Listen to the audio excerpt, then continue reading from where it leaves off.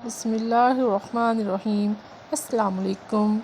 आए आज नई तख्ती सीखते हैं और वो तख्ती कौन सी है, वो है काफ़ की तख्ती। काफ़ की तख्ती से पहले जितनी तख्तियाँ आप सीख चुके हैं, आपने कमेंट करके ज़रूर बताना है कि आपने उनकी कितनी मशक़ की और वो आपके लिए कितनी फ़ायदेमंद रही। तो काफ़ की तख्ती भी उन्हीं तख्तियों की तरह है और इसमें भी हम काफ़ को सारी हरूफ़ तहज्जी के साथ जगह बाद दिक्र लिखेंगे और देखेंगे कि हम इसको किस तरह से लिखेंगे। सबसे पहले काफ़ हम अलिफ के साथ मिला के लिखेंगे, तो इसके लिए देखिए दाल की छोटी सी शक्ल बनाई और सीधा अलिफ ऊपर लेके और कश मिला दी। हमेशा इस तख्ती की खूबसूरती इसी में है कि आप कश को जब उसके साथ मिलाएंगे, सिरे को मिलाएंगे, तो तभी ये खूबसूरत लिखा जाएगा। काफ़ अलिफ के बाद काफ़ बे। कुछ लोग क्या करते हैं, अलिफ पहले लिख देते हैं और काफ़ की शक्ल बाद में बनाते हैं, वो बहुत गलत बात है।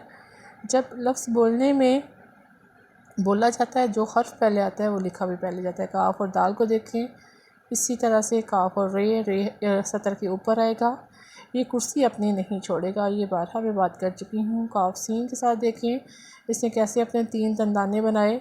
सौद लिखते हुए थोड़ी सी गलती होगी, इसको हम क्रॉस लगाते हैं। इस कश का ऊपर की जगह नहीं बची थी, तो हम सौद को काफ़ और सौद को दोबारा आपके सामने लिख रहे हैं। उसके बाद काफ़ और सौद के बाद काफ़ और तो।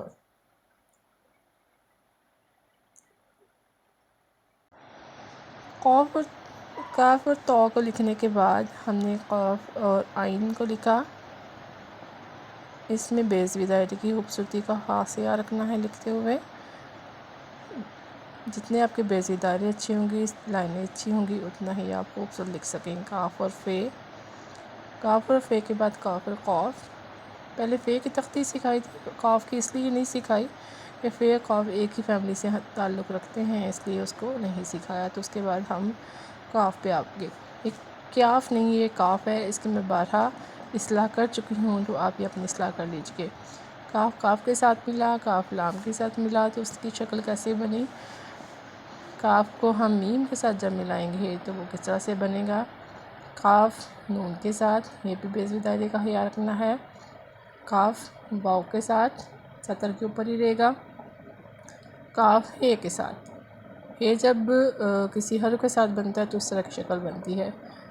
उसके बाद काफ़ दो चश्मे हे के साथ, ख जिसको हम बोलते हैं, ये भी एक हर्फ है, ठीक है। उसके बाद काफ़ छोटी ए के साथ और फिर काफ़ बड़ी ए के साथ। बड़ी ए की हमेशा ये बात याद रखें कि वो 3 हिस्से तक पीछे जाएगी तो उसकी खूबसूरती बनेगी। मश्क जारी रखिए और दुआ में याद रखिए। अल्लाह हाफ़िज़।